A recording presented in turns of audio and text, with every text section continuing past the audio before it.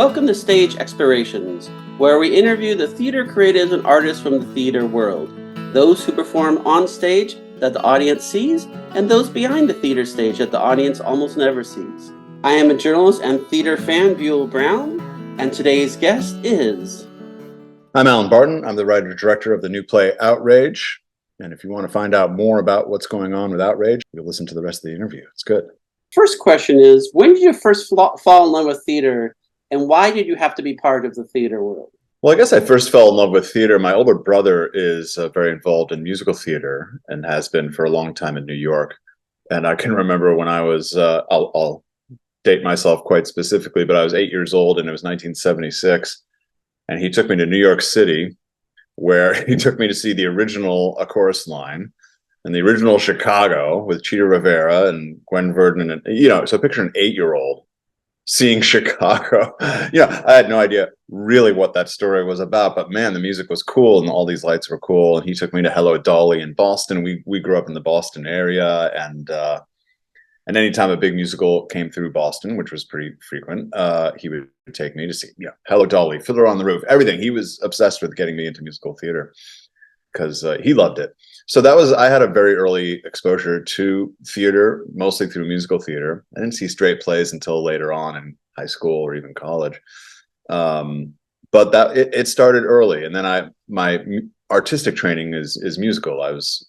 We have a musical family, and I started taking piano lessons when I was 4. So I was doing classical piano, and then I was playing piano for the musical theater productions that were happening at the school. I was like the rehearsal and production pianist for the school productions. And that became kind of this unintended foundation of theater training, because as the rehearsal pianist, you sit there week after week, day after day, week after week, watching shows being put together and kind of putting together a language of what works, what doesn't, who's good, who's not, from all aspects, who's a good director, who's a good actor, not intentionally, but you're just absorbing all of this because you're just sitting there watching, waiting for the cue, like, okay, I got to play now.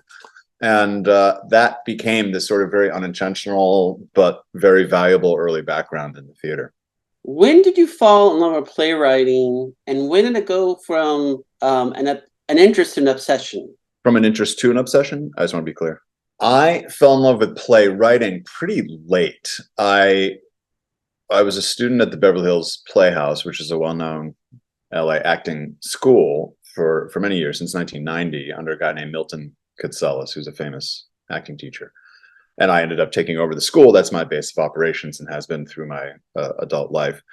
So I was obsessed with plays and doing plays. I was a young actor and I was studying plays. And then I very quickly moved into directing under his tutelage, Milton's tutelage.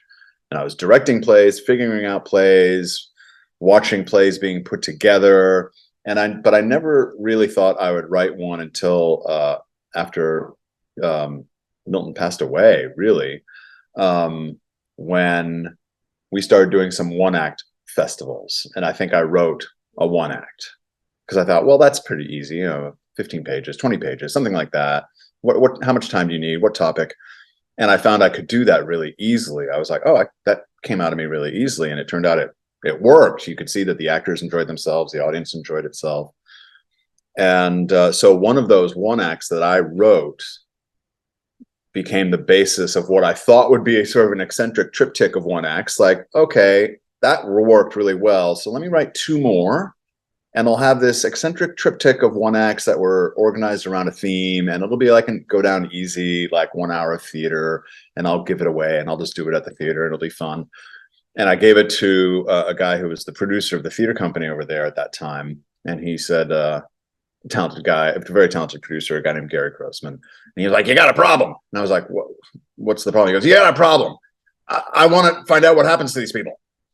And I went, "Huh? So you mean you want me to write an act 2? And he was like, "Yeah, I want to find out what happens to these people." And I went, And it was just sort of this weird assignment in a way, he wants an act 2. I wonder what an act 2 would be. And I thought, you know what? What if, it ends, act 1 ends with his girlfriend that he's proposing to, and she tells him she's actually pregnant, which they didn't intend to have happen. What if we take that a year or 2 down the road? She has the baby. but he was never ready for that. And she grew up as moms have to, but he didn't the way he should have. And I was like, huh. And I wrote this like act 2 that was really much more anchored, much more real than the 3 1-acts that formed the basis of act 1. So that was my first play, and that ended up actually doing pretty well. And that's when I started thinking, you know what, I might be able to do this. And so the current play that is running now, Outrage, is my 5th full-length play in 13 years. So it usually takes me anywhere between 2 and 5 years to figure out if I have something to say about a topic and get to it. But that's how it came about with playwriting in me. To me, a very important question. Theater experience. Why is it such a unique format for both the audience and the actors? Theater is a unique and it's just a unique experience because it unfolds in front of you. It's right there. We have gotten so used to even this format, which is applicable and useful to do this on Zoom, to get people who are far away to be able to talk like we do.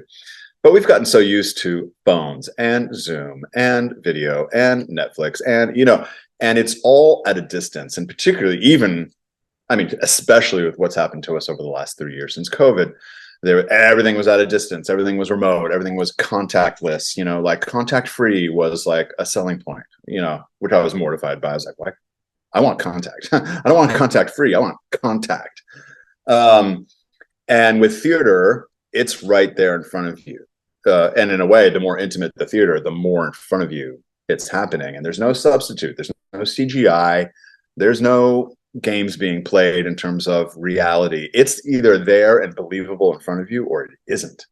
And there's something so immediate about that for the audience, I think, whether they know it or not. The fact that it's right there gives a sense of excitement that may not occur even if you're seeing Top Gun 2, which was a terrific movie, taking nothing away from what they did, and the excitement of an experience like that. But theater is its own excitement because there's no CGI. It's right there. They can't lie to you. They got to be honest, or they have to try to be honest, and then you see bad theater, and the feeling is that no one's being honest, either with the point of view of the writing or with the acting, and there's that immediacy that kind of gives it pass-fail right away. And I think for the actors as well, when they're working in film and TV, the scenes are shorter. I tell the students at the school, because we do a fair amount of training on theater, and I say it's because the scenes are thicker. There's more going on per scene. Like an average movie can burn 40, 50, 60 scenes to tell a story, including guy gets into car, starts car, and drives off. It just moves the plot that much. In a play, you can't do that. In a play, a scene has to be there because it's been sweated over, thought about. There's something has to happen. And if something doesn't happen and everyone is up to their game, that scene is cut in the development process. Like, nothing's happening here. Why is this here? We don't have the time. We've got 4 scenes, 6 scenes, 8 scenes to tell a story in 90 minutes, 2 hours, whatever. So these are rough numbers, but I'm just saying more per scene happens in a play just by the math. And hence, the actor gets to go on more of a ride per scene. And that immediacy of there's no cut, man. No one's going to yell cut. Like, you have to make your way through it. And ideally, you're well enough prepared that is not a challenge. But things happen, props go missing, someone forgets a line, something happens in the audience, you get distracted, and you have to surmount and continue through those moments and continue to tell the story. You can't crash the play. And there's something exciting about that. And the director is behind in the back getting drunk with the playwright, or across the street at the bar, because once that curtain opens, you got no control, director and playwright. The actors are really either doing it or they aren't. So it's I think most actors would tell you there's no substitute for the excitement of live theater. There may be a substitute for the paycheck, without question. But there's no substitute for the excitement. So, very important question. Where did the idea come for Outrage, and why did you have to write this play? The idea for Outrage came to me in 2018. I was between projects. I had done a play called Disconnection, which was about Scientology, which I I knew something about through various things that is too long a story for this format. But it was a serious play, and I was taking it on, and it was controversial and provocative, and it was getting a lot of attention. But it was a serious. The tone was dramatic. Then, immediately after that, I was sort of commissioned to write another play by someone who had seen Disconnection, and that play was about was also kind of a nonfiction story about a doctor who was dying of cancer, and he was processing his death in this very interesting way. And the New York Times wrote about it, and that's how this producer found out about it. And then he commissioned me to write it. And we were on this journey of interviewing and research and trying to get this thing just right. But man, these were serious topics. And I was yearning in that time around 2018 during that development process to be just kind of irreverent and funny, which I was with Engagement. And my play Years to the Day is much more kind of like whip smart, clever, funny dialogue, right? And I was missing that because I was kind of constrained by the nonfiction nature of these stories to get it right and to be serious. And you can't be glib about this stuff. You got to get it right. So I wanted to be funny. So I wrote at that time a play called Outrage. It was, again, kind of like what I was talking about with my first play, Engagement, a humorous excursion. I was like, a guy like me, straight white guy, middle-aged, trying to get through a single day in Los Angeles. I got 3 kids. The schools are crazy. The bureaucracy is nuts. The wokeness was kind of making me crazy. The political correctness over here. And it was kind of a sly, comedically oriented journey, like a day in the life of a guy like me. And I figured there are other guys like me, maybe not in Los Angeles as much, but around the country who probably could relate. And so I wrote that, and it was, again, kind of, I envisioned a 1-act, 80 minutes, something funny in and out. But then as I was conceiving of like producing or getting that mounted somehow, the other play, the cancer play, Circling, suddenly got a bit of traction. There was this opportunity. I could stage my own version of it. I could cast my actors. I could use my theater, because we have been doing just stage readings with highly professional people whose availability was this and that. And I was, again, kind of not as in control as I normally am. But the producer said, hey, why don't we, the two of us were like, how about if I mount it with my people, my theater, and we get a real version of this play that people can see. Workshop production. We won't charge money. We won't get reviews, but people can see it because they wanted to get this thing to New York, to Louisville, to Chicago. I mean, they were really serious about getting that play out there. And that happened. We opened February of 2020. Does that date sound familiar? We closed March 15 of 2020. Does that date sound familiar? We were the last, I'm pretty certain we were the last live performance in Los Angeles. I mean, people were running for the metaphorical and literal hills. They were battening down the hatches. They were locking themselves in. And there I was, like, doing my last production, my last night of this show. And thereafter, I found myself, first of all, the business got wiped out. I run an acting school. The Beverly Hills Playhouse was, by then, my operation. Milton had passed away years before. The business was wiped out overnight, gone. 3 cities, LA, San Francisco, New York, 300 actors, 300 students, management staff, an operation, gone overnight, wiped out. And that's 30 years of my life at that time. So I was reeling.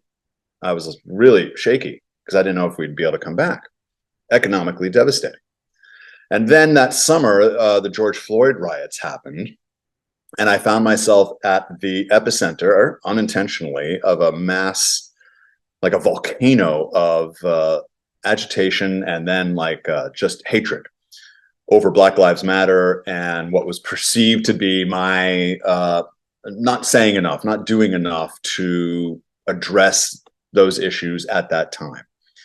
Now, from my angle, I was like, hey, listen, my 30 years of my adult life that was spent on this business, participating in it, learning it, being a protege of the guy who wrote it, ran it, and then taking it over and dealing with, that 30 years, that shot you've got at what you do with your life is gone. I'm trying to deal with that. I'm sorry.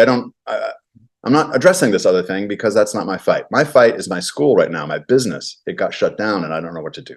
Anyway, it was perceived I was being insensitive. If you remember that summer, things were very volatile, like just throw a match and you were going to just set off a conflagration. And that's what happened. I found myself at the sort of canceled. Some people took real umbrage at what they considered my lack of response. They lit a torch, a metaphorical torch, called me a racist, put it on social media. It started a firestorm of cancellation and acrimony. And you could have accused me of killing John F. Kennedy. You could have accused me of the Lincoln assassination, and it would have passed muster. Like, everyone was accusing me of everything. It was just this insane moment. Very shocking. Anyone who is listening to this who maybe has gone through a cancellation event, it is a shocking, unsettling, scary thing to go through. And it was a real test of friendships. A lot of friendships that did not pass the test at that moment for various reasons. Not saying right or wrong, just didn't pass the test, didn't pass what was needed at that moment. So it was this very shocking, alienating, crazy thing about which I could not write one word. People would say, like, gosh, are you going to be writing? I mean, you must be so, wow. Are you writing? I'm like, I'm not doing anything. I'm drinking, I'm walking the dog, and then I drink, and then I walk the dog. So it was there as this major event in my life. And I generally am writing about things that happened to me that I think might be interesting to others. I think a lot of writers start there, like, hey, this thing happened to me. I find that interesting. I'm pissed off. I found that hilarious, whatever. I talk to the student writers, and I say, hey, listen, what is moving your pen? What is the thing that is moving that pen across the page? Because it better have a point of view, and it better have something of you in it. But there better be a reason to move that pen, other than just that you think you can sell it as a pilot. Because that life won't mean as much as when you're moving it for a purpose. So certainly I had a reason to move a pen, but I couldn't do it because I was too close and I was too pissed off. And I had to save the business, which I ended up being able to do in large measure. So anyway, this is a very long answer for which I apologize, but there's a lot going on here in terms of what Outrage became. So this 2018 glib thing about a guy like me goes through my day and it's like, hey, the school board, it's really bureaucratic and silly. That wasn't going to cut it anymore. Like, this thing had happened and I felt it had to be talked about, because not because of me, but because you can see it in society. People are being canceled. People are canceling their friends, their family, over Trump, over COVID, over masks, over vaccine, over just general agitation about, like, everything was so highly evaluated that if you didn't agree with me, you had to get out of my life. And I found that fascinating and dangerous and scary. And I thought, that's what I'm writing about. That's what Outrage is now. And I went back to the 2018 play. I cut out all the super glib stuff. And I realized the structure of it, like, it's my story. It's a guy who had a certain life in the arts and in theater and in LA, and gets canceled in this moment. And then act two are the ramifications of that. Like, the structure came to me. I just went, oh, that'll work.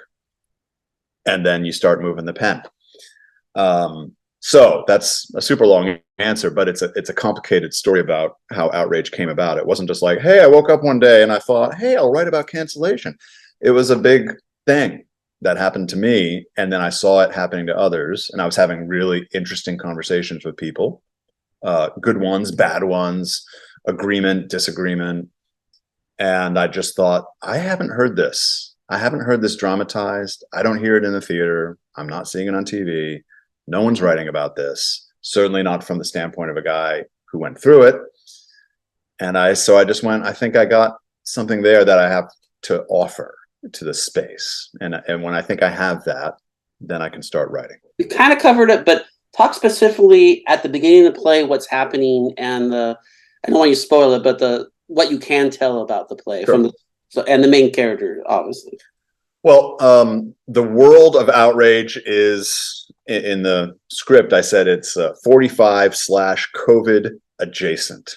And the reason I did that is because I couldn't be locked to the timeline of 2020. Because, look, we were all locked down. So there was not a lot of people talking in person, which is not makes it tough to do a play. Like, there's a bunch of people and they're all locked in their rooms. Like, I don't want to do a play about that. Everyone was in their masks, and I don't want to do a play about people in masks. The events in terms of George Floyd, that is not an event that I felt could be argued about. Like, it was just too horrific and too clear. So I was like, I need to create a parallel world where these events can be arranged the way I want them to be. We don't have to name a president. We don't have to name anything. But it's a parallel world to contemporary Los Angeles, and that's where we are in the time range of 2020 to 2022. But the events are not actual calendar specific, like documentary style. I fabricated events and sequences so I could tell the story. The opening of Outrage is basically, again, a guy like me, an acting teacher, a writing teacher, and the smoke detectors in his house aren't working, which was in my original concept of Outrage, of it being like a whimsical, hey, try to get through your life. I had written this scene about the smoke detectors not working because my smoke detectors weren't working, and it was hilarious and like driving me nuts. I was like, there's a scene in there. I've never seen someone talk about this issue with the smoke detectors. So in this play, it's more of a metaphor for the events about to come. Like, the smoke detectors are failing. So what could that lead to? A fire inspection is alluded to. Just certain things to plant where we're heading. But it's a teacher, a writing and acting teacher, and he's delivering a critique, and a student has written a scene, and it's about how she was on a blind date with a guy who voted for the current president. I just call him the current president. And she can't believe it. It's insane. How could anyone in Los Angeles have voted for the current president? This man is such a monster. And she's written a scene about that. The teacher is sort of like, I don't know if that's the hook of all time. I mean, it's not that surprising that someone, we've got a diverse city here.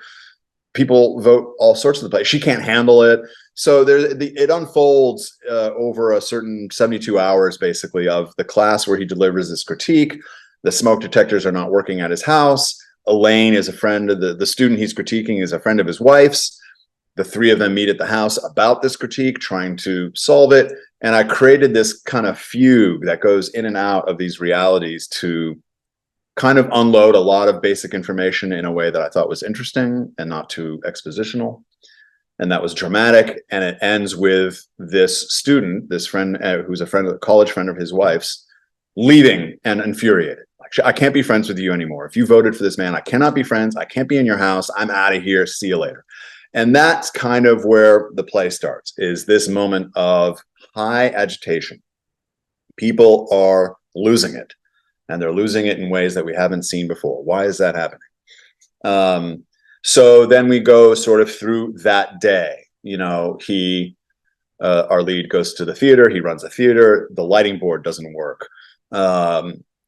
Just again, certain things that act as metaphors for it's about to all come down, and he has a fight with the guy he is working for, or a strong conversation with the guy that is a student and he works for about someone who's applying to the program. And they get into this sort of discussion about race and justice. And are people really upset about it when well-to-do white middle-class people are really upset about racism? Are they really upset about racism, or are they signing up for club membership?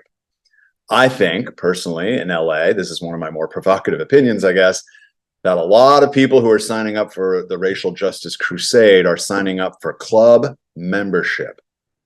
They want to be in the club of rightness, goodness, virtue. And anger is as I say in the play, anger is your membership fee. And so they have that discussion. Then the verdict comes in, right? There's a trial going on about a cop and a bad shooting. That is a fusion of kind of Trayvon and Michael Brown in terms of actual nonfiction cases in the last 10 years. So I created something that could be argued about. And then Ethan, who's the lead character, goes home. He gets into a big fight with his sister-in-law, the guy who's fixing the smoke detectors. His wife comes in, and again, the play's called Outrage. Everyone is outraged. Everyone is getting into it about these events, the events of the world, and his opinions, his inability. The verdict comes down, and this cop gets acquitted and of a bad shoot. And basically, the end of the act is the cancellation of this teacher by a bunch of students, sort of mirroring what happened to me in 2020. And then act two is the consequence. 2 years later, what happens to him? What has happened to him psychologically? What happened to him with his friends? What happened to him professionally? And then I covered that ground in act two. So basically act one is the setup of his life, the moments of Los Angeles, current Los Angeles, and it's getting noisy, it's getting angry. There's a incendiary criminal case going on, and ignition, fire. Everything burns up. Friendships burn up. Buildings burn up. And then act two is, then what? What happens because that happened? And that's basically the world of the play. So it's contemporary Los Angeles. I think you're going to hear, certainly people in Los Angeles will recognize the city and the conversations being had. And I think part of it is that I wanted to talk about my little corner of show business in a way, in a real way. Because there's the Kominsky method acting class and there's the Barry acting class. And I love those two shows. But usually when acting classes and the study of acting and this kind of conversation is portrayed, it's not really portrayed, I think, with great honesty. It's portrayed for comedic effect. It's generally the actors are buffoonish and silly. While I enjoy those things, I resent that no one's telling the real story of how that goes down. So I wanted to take that in a more serious direction, even though it's the entertainment business. We should entertain and have fun. So that is the world of Outrage. Tell me more just about the main themes that you wanted to cover during the play. Well, the main themes of Outrage are, the lead character at one point says, have you ever thought about what we're doing to ourselves and what we are becoming? And in the moment, it's funny because he's talking to his sister-in-law who's going ape shit on Facebook. She's annihilated. She's in this fight with a guy on Facebook about this police shooting and this trial and this verdict. And she's going nuts. And I've written hilarious dialogue and she's going on and on and on and on with the most unbelievable curse words and agitation about this guy she wants to kill on Facebook. And at some point she goes completely nuts. And the lead guy says that line, have you ever thought about what we're doing to ourselves, what we've become? And I guess that's really the theme of the play, that as a guy in my 50s coming up, and it used to be hate the politician, but not the voter. Hate the politician, but not your friend who voted for him. That was an ethic that just didn't even need to be talked about. Then Trump came along in 2016 and broke everything. Just broke it. And it became hate the politician and the voter and your friend and your family and F them. And if they don't get on board, F them even more. Cancel, done, not coming over for Thanksgiving, no more coffee, canceled on Facebook, no more friends. And this shift happened. And I'm not saying it was because of Trump, but I think it's because of how the culture has moved with social media. And this goes back over 15 years since the iPhone.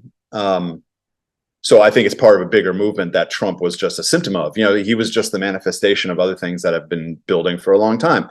So this is not a play about Donald Trump in any way. He's just part of it in terms of he was a lightning rod. He's an identifiable lightning rod around which you can build some fun dialogue and some fun situations. So that is the basic meaning of the play: is what have we done and what are we doing to ourselves and what have we become in giving into this hatred, giving into this passion about politics that is often dictated by others, serving others' goals and means through propaganda or whatever you want to look at it. I've come to believe that the red-blue game of politics being played in this country is just theater.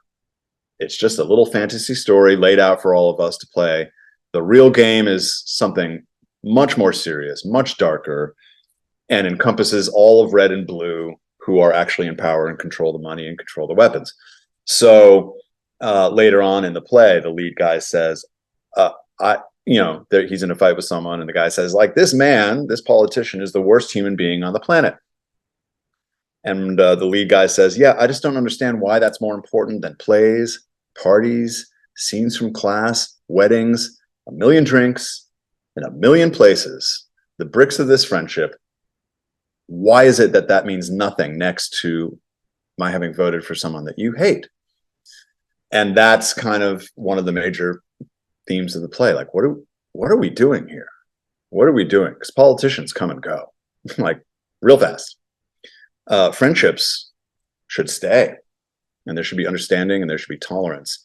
And we're in a very, very dangerous and intolerant moment, not just on politics. COVID also exacerbated all of this in many ways. You've got these weird, I'm sure many people are sort of putting together Venn diagrams of their friendships, like, well, on politics, we disagree, but we can converse. On COVID, we were in agreement about lockdowns, but not about masks. But yes, on vaccines. And other people are like, well, I actually hated COVID from the start, and my friend does too. We totally disagree about the lockdowns and how unnecessary that was, but I think the vaccines are full of shit, and he's taken 7. So we can't talk about that. You know, everyone has these weird confluences, like, what can we talk about? What can we talk about? We disagree, but we can talk.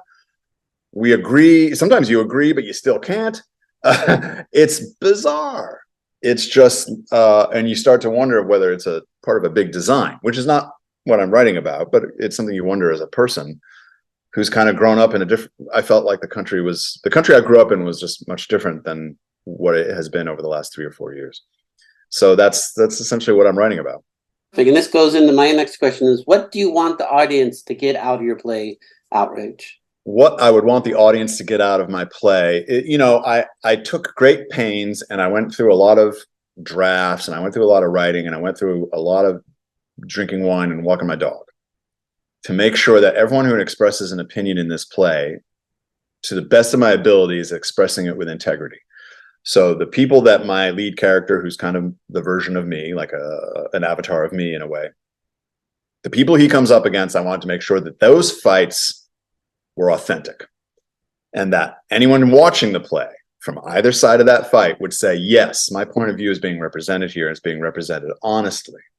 So I really took pains to make sure that that happened. So what I would love in terms of what the audience experiences is some semblance of what we've all gone through, arranged, obviously, from my point of view, the events arranged around my story, but that are charging up, lighting up, and provoking thought about what we've done to ourselves and what we continue to do. And maybe some people who have been a little too quick on the trigger to cancel friends and family over opinions that used to be just things you could discuss and have a dialogue about, that maybe they walk out and reconsider whether that's actually the best way to go. And what are the real ramifications of cancellation when people are too quick to give into their passion and too slow to stand up for what's important on a human level. As a friend, like, what does it mean to be a friend? Does a friend give another friend a lecture about politics and morality? Or does a friend simply show up when the shit hits the fan, if I can say the S word? When the shit hits the fan, a friend shows up with a gun, it's in the play, with a gun, some cash, a baseball bat, like, let's go, ready to go, ready to defend.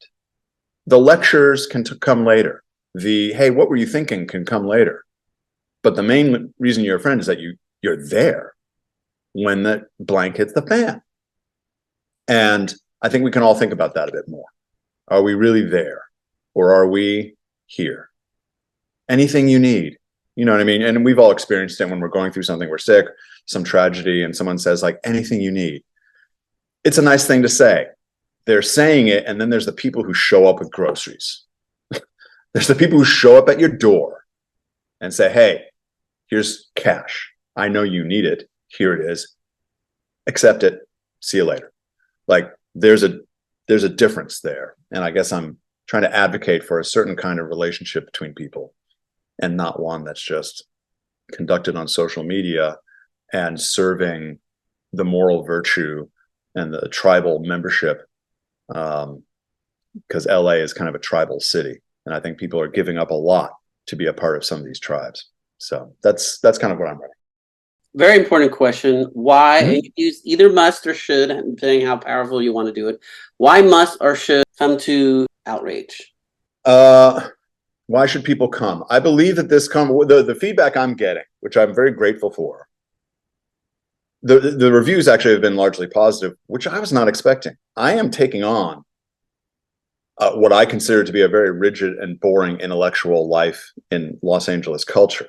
Like, you don't take that on and expect to be reviewed well, like not in this town. We're actually getting reviewed pretty well, which was surprising to me. But the best feedback I'm getting is private. I mean, including an email I got like 5 minutes before I logged onto this call from an old friend who I hadn't seen in years. Not in my ballpark politically by any stretch. And that's what's fun, is that they're writing and they're saying, man, I'm still thinking about your play. 10 days later, I'm still talking to my wife about your play. I'm going to come back and bring some friends. You know, people are bringing people. They're sending people to the play. They want to tell their friends about it so that they see it, so that they can have a conversation about it. And I think that is what theater should do, man. Like, theater shouldn't be pandering to the easiest. One guy emailed me, as a TV writer, actually, talented one. And he said, you know, when people write these plays about whatever the current moral supposed dilemma is, tolerance for this person, that race, this orientation, whatever, and it's a play about, you know, the safest stuff that you can argue in liberal culture these days. He called it bravery on the cheap. He says it's like taking a brave stand against crib death. You're not risking anything. And what he appreciated is you're risking everything to say what you're saying in this play. And he says that's what theater should do. And so why should people see the play? Because I don't think you're going to hear what is being talked about here anywhere else. And I'm not trying to say that as some egotistical thing, like only I could possibly. At this moment, I haven't seen it. I'm not hearing it. I haven't heard about it. A play that is talking about these issues in this way, in a provocative way. It's called Outrage for a reason, but you're going to be fine. You're going to come out of intermission and you're going to be talking. You're going to come out at the end. You're going to be talking, thinking. And that's the feedback I'm getting privately and from people after the play. People are sticking to it. They're hanging around the theater. When you do enough of these things, you can tell, like, are people sticking or are they running? No, people are sticking outside the theater. They're talking. They want to meet me. They want to talk to the cast. And that's a good sign. So I think that's why you come, because hear something different. Go to hear something different. My name is Alan Barton. I am the writer and director of a new play called Outrage. And I implore anyone to come out and hear a new conversation about what's going on in this world. It's not a conversation that you have heard in the theater. I can almost guarantee it. You haven't heard it on TV. Not the way we're talking about it down there with this show. Then I'd love to see you there.